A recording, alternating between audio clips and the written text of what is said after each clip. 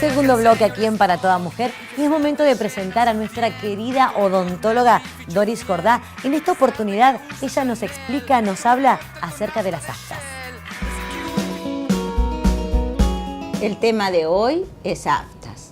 Vamos a comenzar definiendo qué es una pérdida de sustancia, inicialmente necrótica. Cuando decimos necrótica es la muerte rápida, súbdita de las células. Inicialmente necrótica, es dolorosa, aguda, sin etiología, o sea, no se conoce la causa que provocan las aftas, y de localización exclusiva en las mucosas.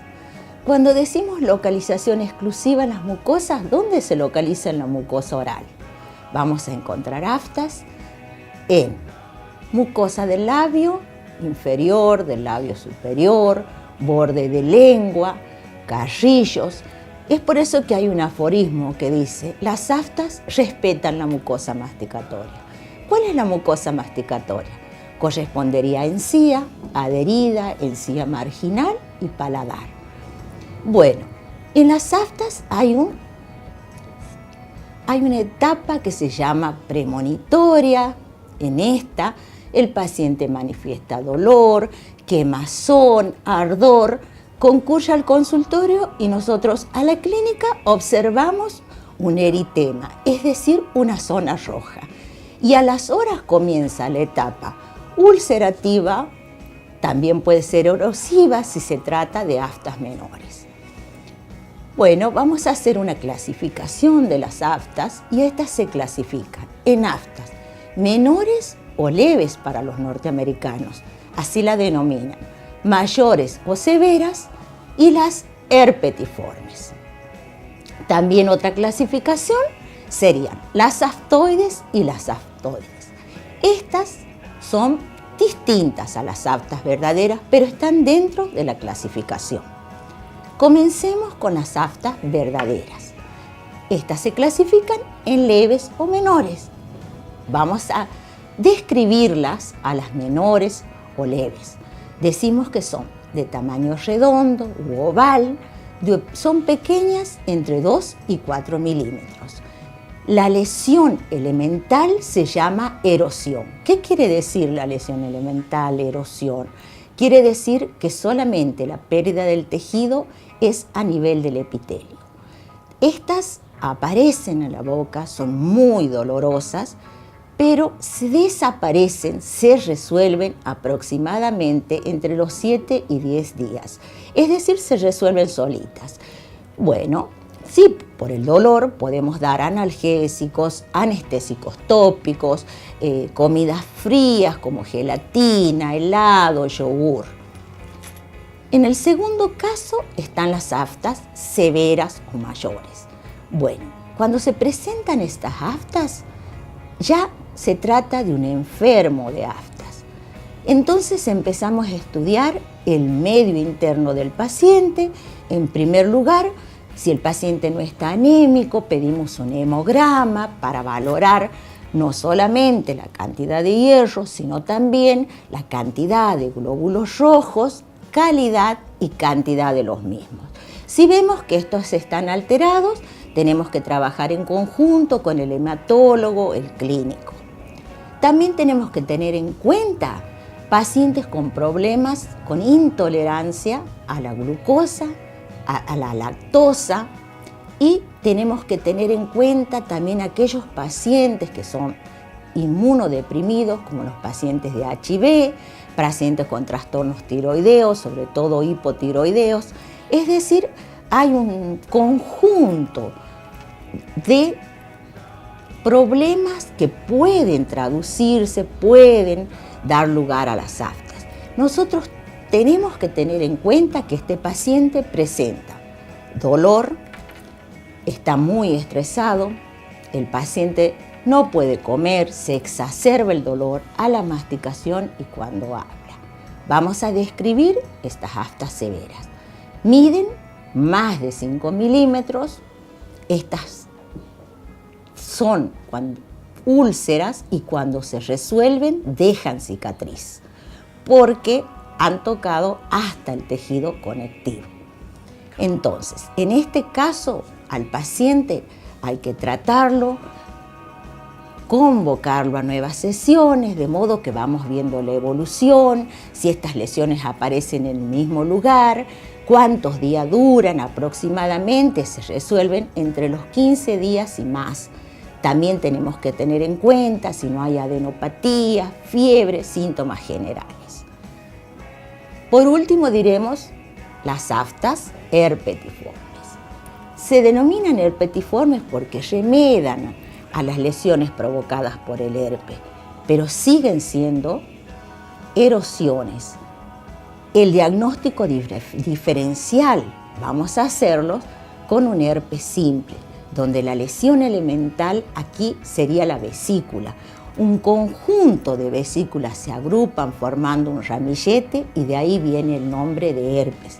Entonces, si hay un diagnóstico con una pérdida de sustancia como las aftas herpetiformes, no es lo mismo que nosotros digamos que se trata de una primoinfección herpética o bien una gingivoestomatitis herpética. Esta palabra de gingivo, ¿qué significaría? Significaría que hay una inflamación de las encías, estomatitis, inflamación de las mucosas y provocadas por el herpes simple. Entonces, el diagnóstico diferencial, vuelvo a repetir, de estas aftas herpetiformes que aparecen, son redondas, a veces irregulares, aparecen múltiples, hay que hacer su diagnóstico diferencial con el herpes simple bucal. Y continuando con la clasificación, vamos a decir las aftoides y las aftosis. Dentro de las aftosis tenemos que tener en cuenta dos, fundamentalmente la bipolar o de Newman, que en este caso, ¿por qué se llama bipolar? Porque no solo aparece en la mucosa bucal, sino también en la mucosa genital. Por eso al paciente, cuando presenta en la mucosa bucal, hay que preguntarle si también aparecen en otros lugares como la mucosa genital. Y por último vamos a hablar del síndrome de Behçet o enfermedad de Behçet, que era un dermatólogo que nació en Estambul, turco, y en el año 1942 estudia y describe este síndrome, donde no solamente está afectada la mucosa genital, la bucal, sino también la mucosa ocular. Entonces, esta era una enfermedad donde él describe que aparece sobre todo en jóvenes y en niños de la zona del Mediterráneo. Hoy se plantea y se cree que lo fundamental en esta enfermedad es autoinmune. Muchas gracias a nuestra querida odontóloga Doris Jordá, que está siempre aquí presente en nuestro programa. Ahora tenemos nuestra primera entrevistada, estamos con la directora provincial de discapacidad, ella es la profesora Daniela Águila. Un placer tenerte acá, Daniela, con nosotros en el programa. Bueno, muchísimas gracias por la invitación y es un placer para mí estar aquí. Fuiste nuestra mujer destacada hace 2 años prácticamente, que fuimos a la casa y estuvimos conversando con ella. Sí, me acuerdo. Queríamos hablar cómo están trabajando con respecto a la discapacidad, porque el 3 de diciembre es el Día Provincial y Nacional de Discapacidad. Sí, se conmemora el Día Internacional, Provincial y Nacional de la Discapacidad. Y es una fecha de concientización, es para tomar es un día de toma de conciencia, es un día de difusión, es un día de promoción de derechos, es un día para reflexionar sobre la inclusión de las personas con discapacidad. Bien, ¿y cómo están trabajando desde discapacidad acá en la provincia? ¿En qué están enfocados o abocados? Nosotros desde la Dirección Provincial de Discapacidad ya hace varios años, desde que Argentina adhiere a la Convención Internacional sobre los Derechos de las Personas con Discapacidad, estamos enfocados al cumplimiento de esta norma. Bien. La verdad que es una norma que es un modelo a nivel mundial. La convención es, para los que por ahí no tienen conocimiento, sí. Les cuento un poquito de la historia de la convención. Sí. La convención surge porque muchas personas con discapacidad reclamaban que se respeten sus derechos y muchas organizaciones nacionales e internacionales exigían que haya un documento internacional que se refleje los derechos que tenían las personas con discapacidad. Sí. Y es así que se presentan ante Naciones Unidas y piden la elaboración de un documento, y es así que surge la Convención Internacional sobre los Derechos de las Personas con Discapacidad, que fue el primer documento que está basado en los derechos humanos, Sí. que fue elaborado por las propias personas con discapacidad, las personas que fueron muchos legistas, abogados, profesionales, docentes, participaron en la redacción las propias personas con discapacidad, bajo el lema "Nada de nosotros sin nosotros". Bien. ¿Y esto qué quiere decir? Que ellos pidieron expresamente que no se desarrollen ni políticas públicas ni ninguna medida sin la participación plena de las personas con discapacidad. Bien. ¿Y cuáles son los derechos de una persona con discapacidad, Daniela? ¿Cuáles son los derechos que uno, de repente, tengo una discapacidad, cuáles son los derechos que tengo que hacer valer?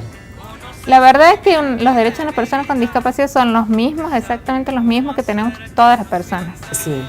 Pero lamentablemente ha hecho falta la redacción de este documento. Sí. Y este documento ha venido a generar un cambio rotundo en la mirada y en la concepción que nosotros previamente teníamos antes de la convención, en la mirada antes de la discapacidad. Antes nosotros como país y como sociedad teníamos una mirada desde puesta en el eje médico, y la convención nos marca un cambio de mirada y nos pasa a tener una mirada desde la inclusión social. Bien. Desde una mirada centrada en los derechos humanos de las personas. Bien. Es así que hay un antes y un después. Yo siempre les digo, antes nosotros mirábamos a la persona con discapacidad como una persona con una enfermedad. Sí. Hoy hablamos como una persona que tiene derecho a una inclusión social.